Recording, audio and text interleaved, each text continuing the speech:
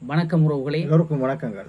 இன்று 14/5/2025 இன்றைக்கு புதன்கிழமைக்கான செய்திகளின் தொகுப்பு. முக்கிய செய்திகள்: அந்த ஞாயிறு பேருந்தில் விபத்து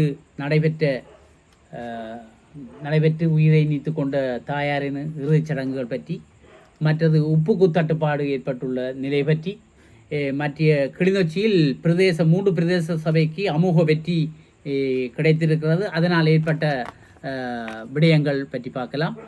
மற்ற டாக்டருடைய அர்ச்சனா பற்றி ஒரு சிறிய செய்தி.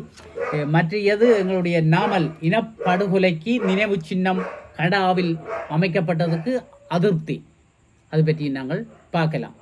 நாங்கள் நேரடியாக விடயத்துக்கு வருவோம்னு சொன்னால், இந்த கடந்த ஞாயிற்றுக்கிழமை ஒரு கோர விபத்து ஏற்பட்டது நுவரெலியாவில். அந்த நுவரெலியாவின் விபத்து எங்களுடைய ஒவ்வொருவருடைய மனங்களிலும் ஆழ பதிந்து அது அவர்களுக்கு அனைவரையும் எங்களை ஆழ்ந்த கவலைக்குள்ளாக்கி இருக்கிறது.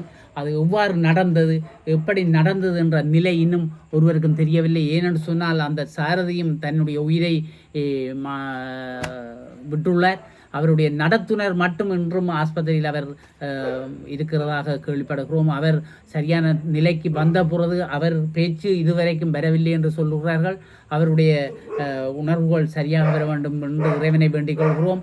அவருடைய வாக்கு மூலம்தான் சில பேர் சொல்லிக் கொள்கிறார்கள் அது 86 பேர் பயணம் செய்வதாகவும் 50 பேருக்கு மேற்பட்ட பயணிகளை ஏற்றியதனால் தான் இந்த விபத்துக்கள். ஒவ்வொரு கருத்துக்களை கூறுகிறார்கள். உண்மையில் அந்த பயணம் செய்தவர்கள் இப்பொழுது நிலை தடுமாறி கதைப்பதற்குரிய காரணம் தெரியாமல் இருப்பார்கள். அப்போ அந்த நடத்துனர் ஒரு நிலைக்கு வந்த பிரதானதான உண்மையான நிலை எது என்னவோ, எங்களுடைய உயிர்கள் பறிக்கப்பட்டிருக்கிறது. அது கவலைக்குரிய வீடியோ நான் பார்க்க முடியாத நிலைமை. அதில் அந்த தன்னுடைய குழந்தையை இறுதி வரை போராடி காப்பாற்றி, அந்த குழந்தையை காப்பாற்றிய பின் அந்த தாயார் இறந்த செய்தி எங்களுடைய அனைவருடைய மனதையும் அது சொல்ல முடியாது. அவருடைய அந்த குழந்தையினுடைய தந்தையும் இறந்திருக்கின்றார். அந்த தந்தையும் தாயையும் இழந்த பிள்ளை என்று பரிதவித்திருக்கின்ற நிலையில் அரசு அதனுடைய செலவுகள், அதனுடைய அனைத்து விடயங்களிலேயும் கரிசனை காட்டி அதற்கான நடவடிக்கையை தாங்கள் எடுப்பதாக கூறினது மிகவும் ஒரு மகிழ்ச்சியான செய்தியாகவும் இருக்கிறது. அந்த வகையிலே இந்த விபத்துக்கள் எப்படி நடக்கின்றன, ஏன் நடக்கின்றன, அதை தொடர்ந்து அடுத்தடுத்த இப்பொழுது 3வது விபத்து என்று நடந்தது என்று கூறப்படுகிறது. அதன் உண்மை நிலைமை இதுவரைக்கும் தெரியவில்லை. ஊடகங்களுக்கு சரியாக வந்து சேரவில்லை. 2வது தடவை நுரையாவில் இன்று நடைபெற்றது. இப்போ தொலைபேசி மூலமாக நான் அறிந்தேன். திருமலையிலிருந்து இப்பொழுது முகநூல் பக்கத்தில் எங்கேயோ பார்த்ததாகவும், அதே இடத்தில் 3வது விபத்து நடந்திருப்பது என்று, அது என்னென்று சொல்லவே தெரியவில்லை எங்களுக்கு. எவ்வாறு நடக்கிறது, ஏன் நடக்கிறது, எதற்காக நடக்கிறது என்ற ஒரு நிலையில் தடுமாறி மக்கள் டென்ஷன் ஆகி கொண்டிருக்கிறார்கள். ஆகையினாலே அது எல்லாம் வல்ல இறைவன் தான் அதுக்கு பொறுப்பேற்க வேண்டும். எங்களுடைய மக்களை காப்பாற்ற வேண்டும். இந்த அவருடைய தாயாரனுடைய இறுதிச் சடங்கு நேற்று அவருடைய கிராமாகிய கோஸ்லாந்தையின் கிராமத்தில் மிகவும் பலருடைய பங்களிப்புடன் அது நிறைவேறி இருக்கிறது. அவருடைய ஆத்மா சாந்தி அடைய நாங்கள் எல்லாம் வல்ல இறைவனை வேண்டிக் கொள்கிறோம். மற்றது எங்களுடைய இலங்கையில் உப்புக்கு தட்டுப்பாடு ஏற்பட்டிருக்கிறது. மிகவும் ஒரு அவமானமான செய்தி. எங்களுடைய இலங்கை திருநாட்டில் மிகவும் பிரபல்யமான தீவாக 4 பக்கமும் உப்பு கடலால் சூழப்பட்ட எங்களுடைய தீவகத்திலே, தீவு ஆகிய இலங்கையிலே, அழகிய தீவிலே உப்புக்கு தட்டுப்பாடு ஏற்பட்டிருக்கிறது என்று சொல்லுகின்ற போது அனைத்து உலகங்களும் திரும்பி பார்க்கும். இலங்கையில் உப்புக்கு தட்டுப்பாடா?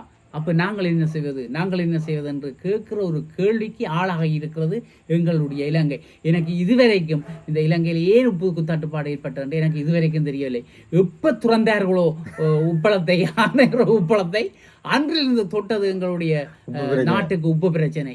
என்னென்று உப்பு திறந்ததுக்கு அடுத்த நாள் உப்புக்கு தட்டுப்பாடு என்று சொல்கிறார்கள். என்னென்று இது உப்பு திறந்ததுக்காக ஏற்பட்ட விடயமோ அல்லது இனியும் திறக்க கேட்பியலோ ஒன்றுமே தெரியாது.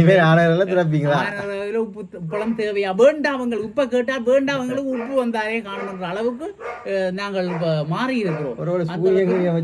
சூனியம் வைத்துவிட்ட சொந்த காசில் சூனியம் செய்தது போல் நாங்கள் உப்பளத்தை திறந்து உப்புக்கு தட்டுப்பாட்டை ஏற்படுத்தி இருக்கிற ஒரு கெட்டித்தனமான விடயம் எங்களுடைய இலங்கையில் நடைபெற்றிருக்கிறது. இதுக்கு நாங்கள் இறக்குமதி கொஞ்சம் தட்டுப்பாடு இறக்குமதி செய்யப்பட்டிருக்காம். உப்பு இறக்குமதி செய்தது சரியான பரவலாக்கல் செய்யாததனால்தான் அந்த தட்டுப்பாடு ஏற்பட்டிருக்கிறது. இன்னும் ஒரு சில நாட்களில் அது நீங்கிவிடும் என்று சொல்கிறார்கள். அஸ்த திதி என்ன திதி, அந்த திதி என்று உப்புக்கு தட்டுப்பாடு 300 ரூபாய் பேக்கெட் 1 கிலோ 400 ரூபாய்க்கு விற்றதும் இருக்கிறது. அப்படி அதில் வியாபாரிகள் கொஞ்சம் பேர் உழைத்து விட்டார்கள்.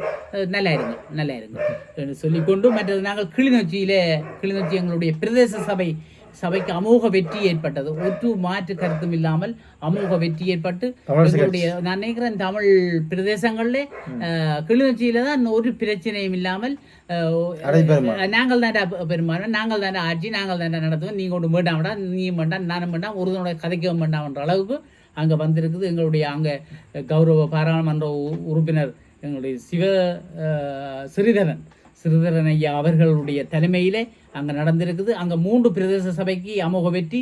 அங்கே தவிசாளர்கள் துணை தவிசாளர்கள் தெரிவு செய்யப்பட்டிருக்கிறார்கள்.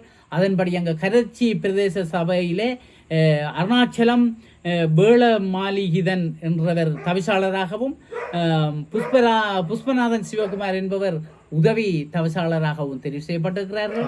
அடுத்தது பூனேரி பிரதேச சபையிலே தவிசாளராக சிவகுமாரன் ஸ்ரீரஞ்சனும் துணை தவிசாளராக திருமதி குணலட்சுமி மிகுந்தினி வீரசிங்கம் என்பவரும் பச்சிலைப்பள்ளி பிரதேச சபையில தவிசாளராக சுப்பிரமணியம் சுரேனும் துணை தவிசாளராக சிவகுரு செல்வராஜா அவர்களும் தெரிவு செய்யப்பட்டிருக்கிறார்கள். 3 பிரதேச சபை தவிசாளர்கள் உதவி செயலாளர்களுக்கு எங்களுடைய முருகனின் சின்னாவினுடைய மனமார்ந்த வாழ்த்துக்களை தெரிவித்துக் கொள்கிறோம். எங்களுடைய சேனலையும் பார்க்கும்போது நீங்கள் எங்களுக்கு சப்ஸ்கிரைப் பண்ணிவிடுங்க. நாங்கள் என்ன கேட்க போறோம், ஆகமிஞ்சினா ஒன்றும் கேட்க மாட்டோம். ஒற்றுமைதான் எங்களுக்கு வாழ்க்கையின் உயர்ந்த ஒன்று. எங்களுடைய தமிழர்களுக்கு தற்கால பிரச்சனைகளுக்கு ஒற்றுமைதான் மேலோங்கி இருக்கிறது. ஆகையினால் ஒற்றுமையாக வேண்டும். மற்றது நீங்கள் மக்களுக்கான சேவையை மிகவும் விசுவாசத்துடனும் மன மகிழ்வுடனும் எங்கள் தமிழ் மக்களுக்கு ஆற்ற வேண்டும். மீண்டும் மக்கள் உங்களை தெரிவு செய்வதற்கான வேலையில் நீங்கள் இருக்க வேண்டும். அடுத்த தவிசாளரும் நீங்கள் தான், அடுத்த தவிசாளரும் நீங்கள் தான், அடுத்த தவிசாளரும் நீங்கள் தான் என்ற அளவுக்கு உங்களுடைய சேவை மிளிர வேண்டும் என்று மிகவும் வினியமாகவும் அன்பாகவும் கேட்டுக்கொள்கிறோம். மற்றது அடுத்தது எங்களுடைய டாக்டர் அர்ச்சுனா அவர்களுடைய பதவி பிரச்சனை ஒன்று இருந்தது. இன்றைக்கு அவர் பாராளுமன்றத்தோடு இன்றைக்கு வழக்கு நடந்தது. இன்றையோட அவருக்கு போட்டார். இன்றைக்கோட போக வேண்டியானவர் என்று பல பேருடைய பேச்சுக்கு பல செய்திகள் எல்லாம் வந்திருந்தது. அதெல்லாம் எங்களுக்கு தெரியும் ஏற்கனவே. அதெல்லாம் சுசுப்பியாக மாறும் என்று ஏனென்று சொன்னால் ஒவ்வொரு செயற்பாடுகளிலும் முன்னாடி அவருடைய பெரிய கலைவரங்கள் நடக்கும், கடையிலே சுசுப்பியாக மாறும். அதே போல்தான் இம்முறையும் மாறியிருக்கிறது, வெற்றி அடைந்திருக்கிறார். அதில் எதுவித மாற்றமும் இல்லை. மற்றது எங்களுடைய அவ்வளவுதான் அவருடைய செய்தி. மற்றது எங்களுடைய இவருக்கு நாமல் ராஜபக்ச என்றாலே எங்களுக்கு ஒரு தெரியும் அவர் என்ன கதைப்பார் என்று. இப்போ கொஞ்சம் ஊண்டி கதைத்து கொண்டிருக்கிறார். அவர் பாராளுமன்ற உறுப்பினராக இருக்கிறார். அடுத்த ஜனாதிபதி நான் தான் என்று சொல்லிக் கொண்டிருக்கிறேன். அந்த வகையிலே இனப்படுகொலை நினைவு சின்னம் கனடாவில் கட்டப்பட்டிருக்கிறது. அந்த கட்டப்பட்டதுக்கு கனடாவில் தான் கட்டப்பட்டது, இங்கே வடக்கில் கட்டப்படவில்லை. நான் நேற்று இவருடைய கருத்தை பார்த்தோட சொன்னேன், யாழ்ப்பாணத்தில் எங்கடா கட்டினு கேட்டேன். இல்லை அது கனடாவில் கேட்டார். கனடாவில் கட்டினாக்கா அதே புலி என்று சொல்லி அவர் கனடாவுக்கு அதிருப்தி வெளியிட்டிருக்கிறார். இதுக்குள்ளே ஆண்ட்ராய்டுக்கு சொல்லியிருக்கிறார், இப்படி ஒரு விஷயம் இருக்குது தெரியுமோ, இப்படி நடந்துக்கு நீங்கள் ஒரு காவைக்கு அந்த அங்கத்தை தூதருக்காவது போயிருக்கா சொல்லுங்க, எதிர்ப்பியா தெரியுங்கப்பா இது என்னென்று அவருக்கு ஐடியா போட்டு கொடுத்துருக்கிறார் எங்களுடைய ஆண்ட்ராய்டுக்கு. அதனால் அந்த ஐடியாவை அவர்கள் ஏற்றுக்கொள்கிறார்களோ ஏற்கவில்லையோ அது தெரியாது. அப்படியெல்லாம் நடந்திருக்கு. மற்ற இவ்வளவு செய்திகளும் முக்கியமாக காணப்படுகிறது. அதுக்குள்ளே ஒரு செய்தி, இந்த எங்களுடைய இளவாலையில் ஒரு தந்தையார் தன்னுடைய குழந்தைக்கு நஞ்சை ஊட்டி கொல்வதற்கு முனைந்திருக்கிறார். இது எவ்வளவு கொடூரமான செயல். எங்களுடைய தமிழர்கள் பிரதேசத்தில் இவ்வாறு நடக்கிறதா என்று நினைக்கின்ற போது மனது சரியாக கஷ்டமாக இருக்குது. என்ன நடக்குது என்று புரியவில்லை. ஏன் தமிழர்கள் இவ்வாறான அவலங்கள், இவ்வாறான ஈன செயல்களுக்கு தூண்டப்படுகிறார்களோ அல்லது செயல்படுகிறார்களோ? எங்களுடைய காலம் எப்படி போகின்றது, நாங்கள் எந்த வழியில் வந்தோம், எப்படி கஷ்டப்பட்டு வந்தோம், எவ்வளவு துன்பப்பட்டு வந்தோம், இப்பொழுது சற்று நிம்மதியாக மூச்சு விடுகின்ற காலவேளையிலே இவ்வாறான செயல்பாடுகள், நஞ்சை பெருக்கி குழந்தைகளை அழித்து தாங்க முடியாத செயற்பாடுகள். தயவு செய்து இவ்வாறான செயற்பாடுகள், தற்கொலைகள், இவ்வாறான கொலைகளிலிருந்து மீண்டு எங்களுடைய மக்கள் சந்தோஷமாக வாழ வேண்டும் என்று நாங்கள் கேட்டுக்கொள்கிறோம். இன்றைய செய்தி தொகுப்பாக இவ்வளவு செய்திகளும் தான் எங்களுக்கு தென்படுகிறது. அந்த வகையிலே இந்த செய்தி தொகுப்புடன் நாங்கள் விடைபெற்றுக் கொள்கின்றோம். உங்களுடைய முருகனும் சின்னாவும் நன்றி. போயிட்டு வரோம்.